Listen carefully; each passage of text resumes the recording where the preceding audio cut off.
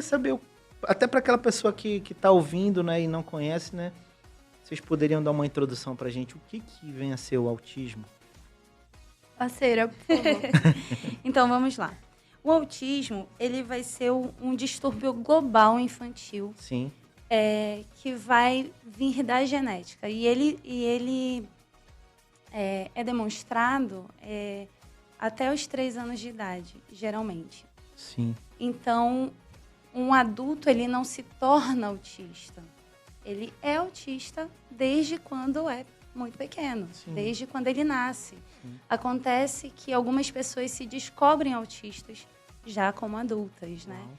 Então, até os 3 anos de idade, é muito importante que os pais tenham esse olhar diferenciado, verificar quais os sintomas, quais as ações que a criança tem, para poder ter aquele estalo e procurar realmente um profissional para verificar de que forma pode ajudar a criança. Então, o autismo, ele é genético. Uhum. Posso complementar? Pode, ficar à vontade, por favor. Então, o autismo, como a Renata falou, a criança ela já nasce, né? Sim. Ele é um transtorno do neurodesenvolvimento. Então, ele mexe diretamente com neurônios, com o cérebro, sabe? Uhum. E ele é diagnosticado a partir de 3 características principais, que é a dificuldade de comunicação, Sim. A interação social e comportamentos repetitivos. Então, essas são as bases, assim. São as bases principais para a gente observar.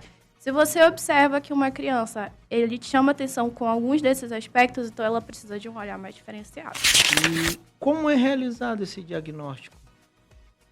Bom, o diagnóstico ele é realizado através de profissionais, né? Sim. Vários profissionais. Não existe um profissional só que faz esse diagnóstico. Precisa do neuropediatra, da fonoaudióloga, da psicopedagoga. Então, é uma equipe multidisciplinar que vai realizar esse olhar diferenciado realmente. São várias etapas, né? São várias etapas. Então, de um encaminha para o outro, exato. Né? E confirmando, tendo várias confirmações, né? Vocês chegam a um denominador comum, né? Por exemplo, quando você tem um bebezinho que você ainda está amamentando e essa criança, ela não tem um olhar para a mãe, ela não olha para a mãe enquanto está tendo esse momento de afeto, esse momento de ligação, o momento da amamentação, já é um tópico que precisa ser verificado. Sim. E aí, quando a criança ainda é muito pequena, ela não responde pelo nome dela. Você chama a criança pelo nome e ela não responde, ela não... É como se ela tivesse algum problema auditivo, mas ela não tem.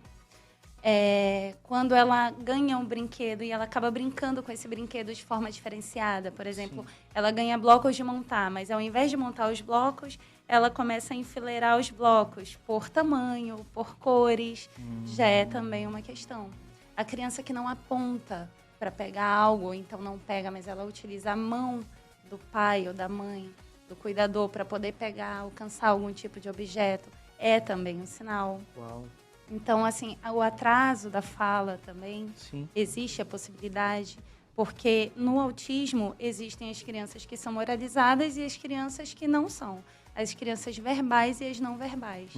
Então, às vezes existe o cognitivo, que ele é afetado, Sim. e às vezes é apenas social. Então, na verdade, o autismo ele não vai ser uma receita de bolo, né? Ele não vai ser um padrão. Por exemplo, vamos supor, se você é diagnosticado com diabetes, você tem ali aquela lógica a ser seguida. Eu pensei, doutora, que o médico, né, vamos dizer assim, o médico ele já, através dos exames, enfim, raio-x, ultrassom, essas coisas, enfim, já conseguia dar o parecer de que o laudo, né? Mas não é isso, não diferente. O laudo ele é feito apenas sobre observação desses profissionais, né? Então, entendi. É um alerta, né? Pá, agora vocês vão ter que correr atrás daquelas confirmações que vocês fizeram, todo passo a passo. Né? Mas existem autistas que nós precisamos utilizar, por exemplo, o método global.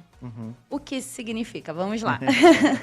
Geralmente, uma criança típica, ela é alfabetizada pelo método fônico, que é o som das letras, o B faz B, o C faz C, e aí vai utilizando essa junção do sonzinho das letras até formar o ba e assim vai, as famílias silábicas. Sim.